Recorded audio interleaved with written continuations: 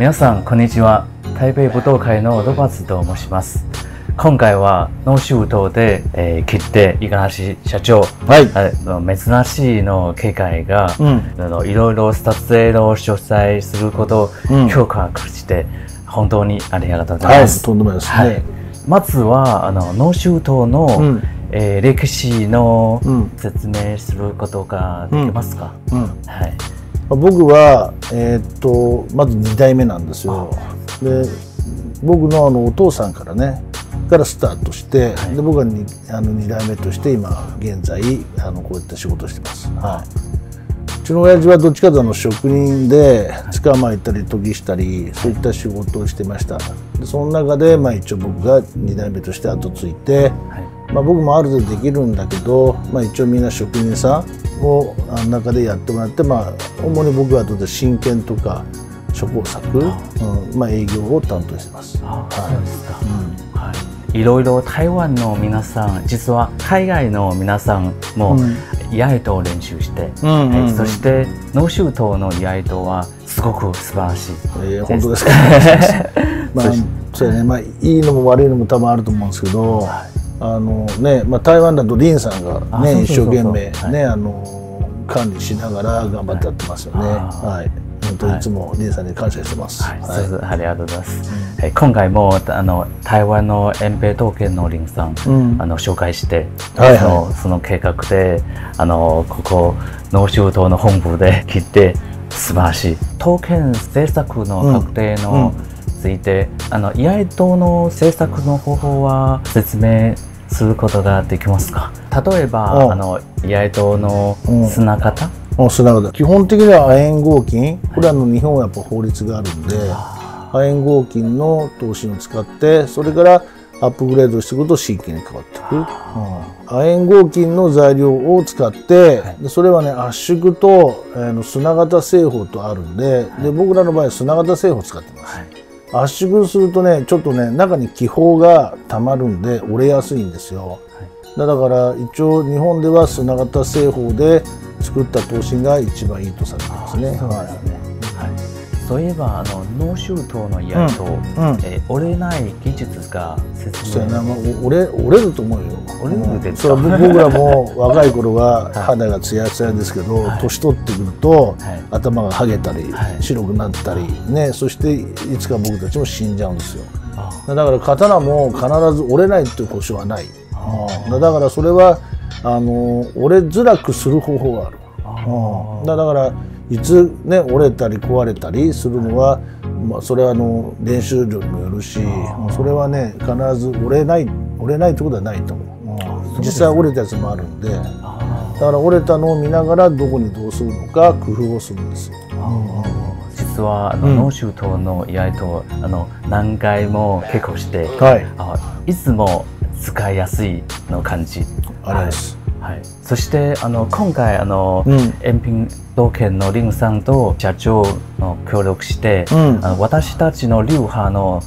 特集した居合刀をもらった、すごく感謝しております。ロバートさんは流派のやったっけ？流派は今は流心処置流という流派です。そう。それはやっぱり日本の先生がいたの？そう。今日本の先生は矢作先生。矢作先生。前の宗家は川端先生。川端先生。今回実は私流派の居合刀多分2尺2寸ぐらい長さ。以前台湾の延平刀剣の林さんの話で、林さんはだいたい2尺4寸ぐらいの定番の感じ。そして私の流派2尺2寸ぐらい、ちょっと短いな感じ。一応うちの居合刀の場合も大人でバランスいいのはやっぱ奥伝がいいと思うんですけど、中伝初伝でもそのセレクト刀身って選ぶことがあるんですよ。であとはつばがやっぱりこういったコーティングしてつばを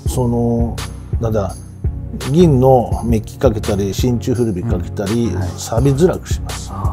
で本来はこういった黒の鉄になるけど手入れしないと錆びやすいんで、そういった方法もあるということね。であとはセレクト投資で今ある投資の中からバランスお隣がいいのを選ぶっていうサービスもあるし、あと遅れになるとやっぱり一からお客さんが一応もらって作るんで、そしてあとメッキの投資がちょっと厚くなったりより丁寧になるんでちょっとお隣バランスがいいかな。で遅れの真剣作でもっといいのはこの真剣と同じようにスカットさえを手作りで作るデラックスっていうのがあるんですよ。それは真剣と同じように手作りで作るのが一番最上級でありますね。あとね僕もねその2代目で今ね親父から引き継いで今これで何年なの60年ぐらいなのかな。その中でね思うのはやっぱり僕もそのお客さんが武道の人が多いんでやっぱり見て楽しむ人もいるしただ個人で欲しいっていう人もいるんだけど、今この漫画のキャラクターも流行ってるねこれリサさん。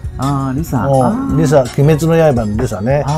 であと刀剣乱舞とかなんかでも女性ね。で今日もマグロクのねイベントをやってるんで、一応リサさんなんかこれ関出身なんですよ。関出身ですか。市長から電話あってね能代で刀作るぞって言ってリサのための刀作ったんですけど、であとは映画で燃える剣ね。これ伊藤英明さんが岐阜県出身なんで、で一応役の中でね刀作らさせてもらったり個人用のね居合刀とか真剣作らさせてもらうんですけど、鈴木亮平さんそしてあとキムタクさんね。あとこの間まだ来たばっかりであそこに写真あるけどねまたあとあそこ写真撮ってってもらいたいけどね。この間は宮川さんとナインティナインの岡村さんが来たりね抜刀道しましたけどね。であとは僕らもねその、さっきも話したけどお客さんに武道やりなさいとで居合と浄土を勧められてで始めたんだけど、やっぱりお客さんの気持ちになってねやっぱりどういう方がいいのかっていうのが分かるようになったし、勧めてくれた先生に感謝するのと。あとはやっぱりね何でも一緒なんだけど今文化が伝達がねなかなかできないんですよ。需要と供給で作る人が今少なくなってる、みんな年なんでだからそれをやっぱり次の若い世代にやっぱり伝授していかなきゃいけないんでそういった技術の伝達と作れても今度使う人がいないとダメなんで、そういった武道をする人また刀に興味持ってもらう人をまた作らなかった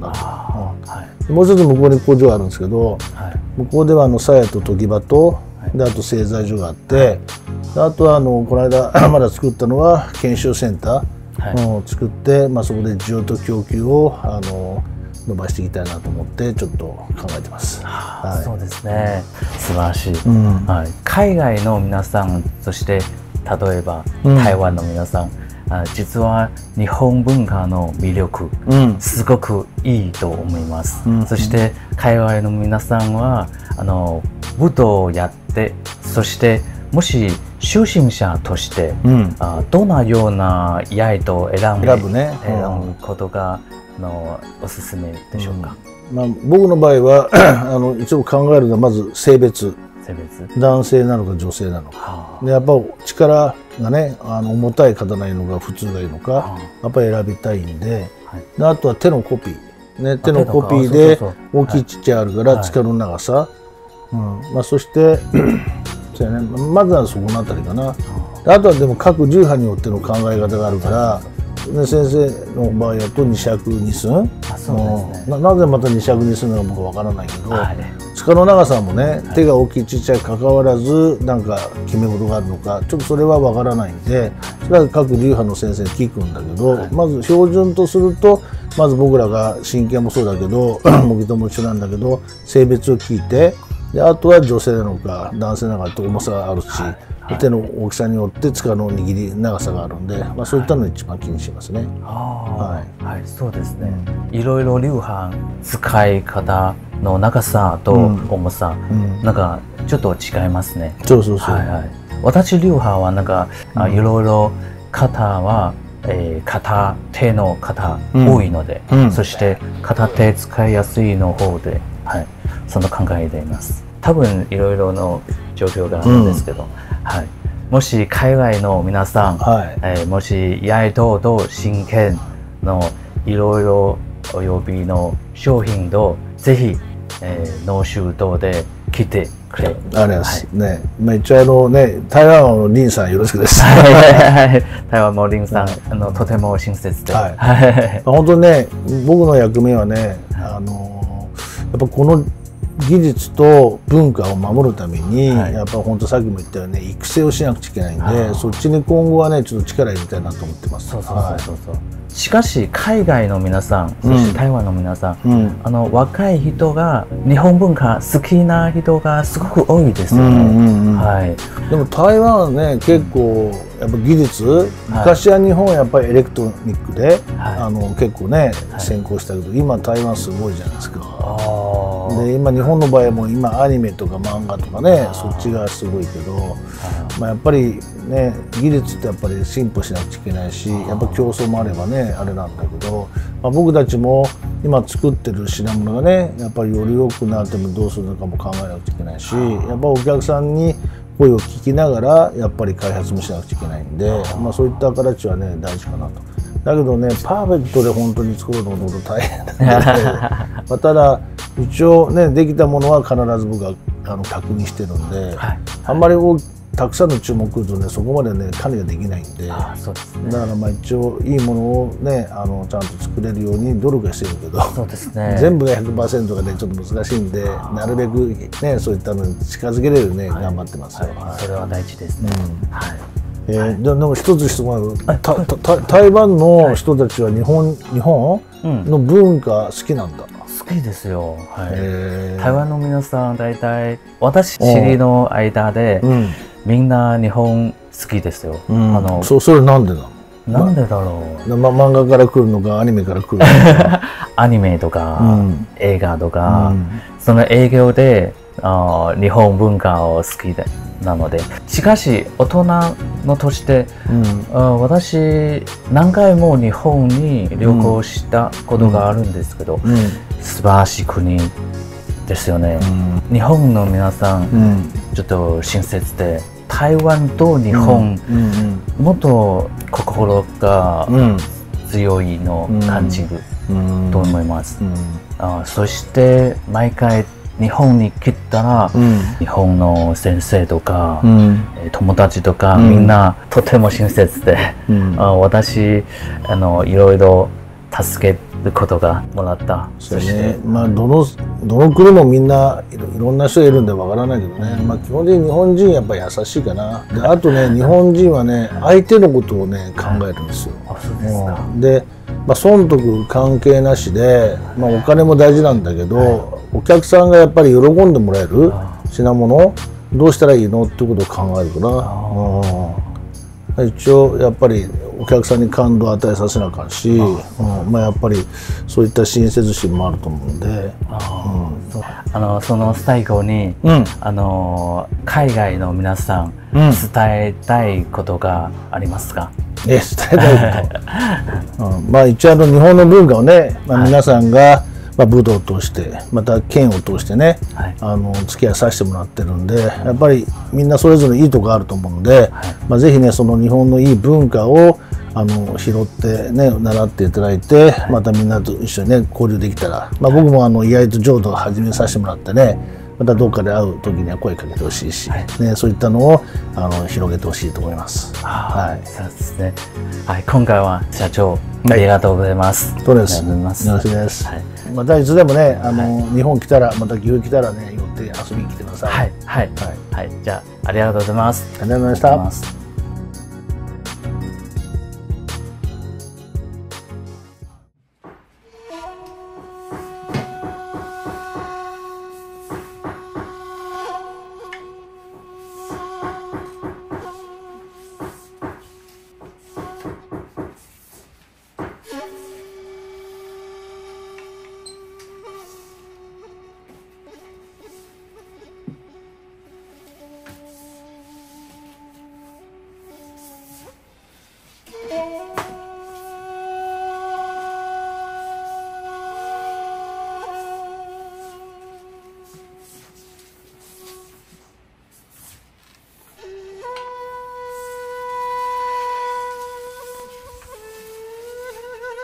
あ、先生、その流派はどんな流派でしょうか？僕はね、所属が剣道連盟。全日本剣道連盟所属で、はい、